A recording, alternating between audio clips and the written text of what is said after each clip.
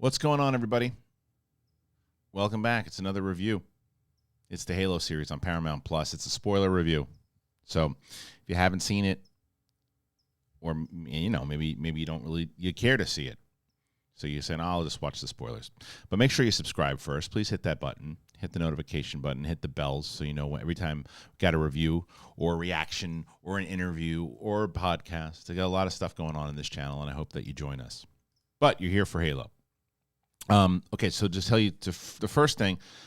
I was a big Halo 1 fan, like everybody else. I'm not a massive gamer, never pretended to be. I'm somewhat of a noob, is what I would say as well. But I loved Halo, and I played it a lot, and I played it with my friends, and we were addicted to it like everybody else was. And I remember in like 2005 when they had the Master Chief. They sent them around to the studios with a script that the executives would read, and I remember I was working at Warner Brothers at the time, and I saw Master Chief walk by, and he went into whatever production company it was, and he sat there and waited for the executive to read it, took it, left, because it was so hush hush, and they didn't want anybody to know what it was, and then Peter Jackson was involved and all this, and then it just fell apart like anything else. But enter streaming, and now there's more opportunities, and I have said it many times over, and I stand by it, that I think that for video games, streaming is the way to go. And I'm very curious how The Last of Us plays. I think that it's the best opportunity to take the long form of the video game story and be able to piece it up and not lose too much. I think Uncharted should have done that. I think a few other properties should have done that throughout the years to be able to turn it into a full-on TV show that you can adapt the story as true as possible, still maneuver stuff. And now I realize with Halo that you're completely changing it because it's not the canon story from the games, which you can accept and you can say, all right, that's fine. How are they going to present it?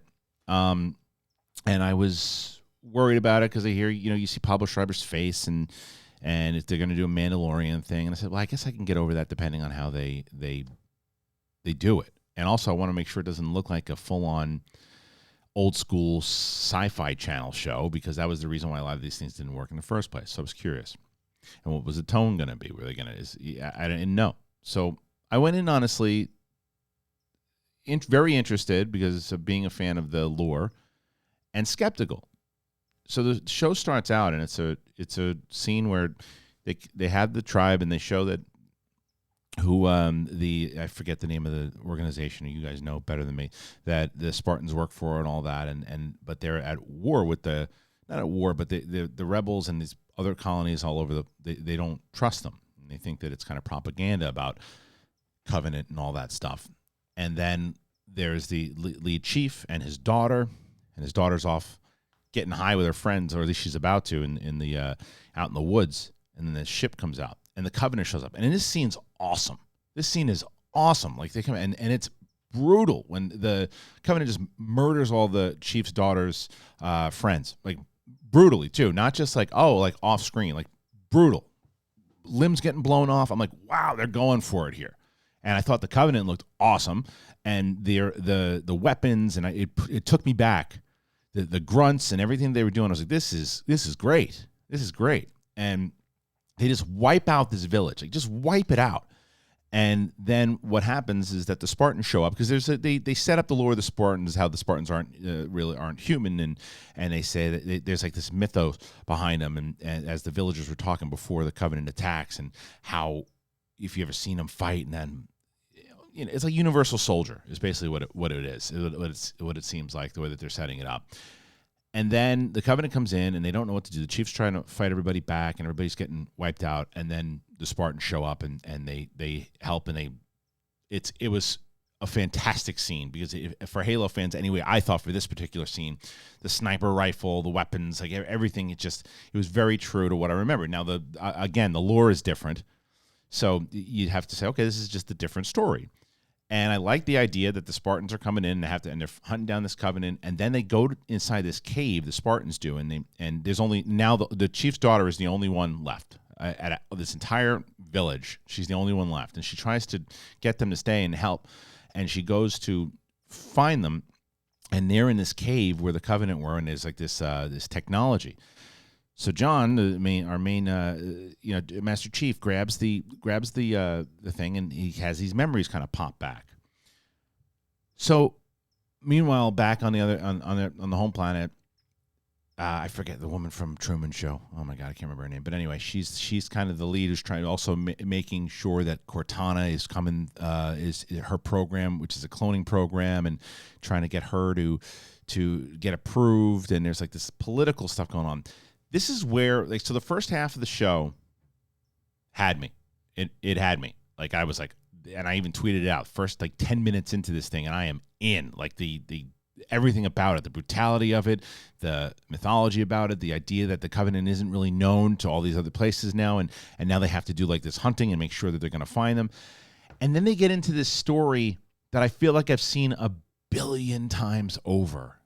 And it's like, no, why are you going this route? No, like the Master Chief starts to realize that it's a universal soldier. He realizes that he was taken or whatever happens, and he's getting these memories back, and then they ask him to kill the kid, the young girl who's the only survivor, because she's not going along with the plan and she won't speak in. The rebellion and the Spartans are helping, so they put an order to kill her. And then he goes rogue, and now we got the rogue and the villager, and it's like, how many times have we seen this story? Give me the stuff about the Covenant. Like this, don't just assume that everybody knows about it. This is a great story that you had with Halo. The idea of the Covenant and more about the program itself, or Master Chief, or what he's doing and how he's got to hunt down, and him and Cortana joining up for the first time. I don't need this rogue story crap again. Maybe they go away from it. But it's the same thing. I've seen a billion times over. And then the one thing that I thought was good was that the order was made by the Doctor for the Spartans not to attack Master Chief, because that's usually always what happens, right? The Universal Soldiers come after the rogue one, or it happens every single time that anytime someone goes rogue, then his own people or her own people go after him. And I'm glad they didn't do that. I hope that maybe they will do that. I don't know. But it was the second half of the story that they chose to go to. It was so repetitive and so like bland. And and then he takes his helmet off, and it's like it was Mando. It's the lone wolf thing. I'm like, not again. Not again. So I was really bummed because I was so into the first half of it. I'm still intrigued to see where it goes, and hopefully they don't stay in this and they can get away from it and just start to focus on the Covenant stuff, because there's this whole other side of the Covenant where there's a human who is working with the Covenant. She's like the main thing, and I don't know. I thought that from what they set up in that first 12 minutes, I thought they were going somewhere completely different. I thought they were going, and I was like, okay, I'm cool with more Spartans running around and them trying to figure out how to stop the Covenant as Covenant is making these moves, but the second half, like, they just went down a route that I felt like they had to go to for some reason. I'm so curious why they went that route and didn't just stick with the stuff that made Halo so great in the first place. But I don't know. Maybe I'm wrong, or maybe you guys feel differently about episode 1. I'd love to hear your thoughts and tell me what you think. There's really not too much more. The performances were fine. There were some in the villagers at in the beginning that did feel a little sci-fi, but again, it was so, I thought the special effects and everything, and the way the Covenant looked, and the weapons, when the plasma stuff that came out, plasma guns, like all that, it was so devastating. I was like, oh man, I can't wait. This is going to be a great series. And then I just found myself starting to get bummed once once this whole mission where like they're bringing her back, they're bringing the survivor back, but they got to kill her. And then that's the reason for him to go rogue, because he's gotten these memories back. I feel like I've seen it 1,000 times. So I hope they get away from that. I really do, because I and the music, they used the classic Halo music at the end, which is good. So yeah, I hope they don't stay here like this. And just his whole mission is discovering who he is and who his family was and all that crap. I've seen it 1 billion times.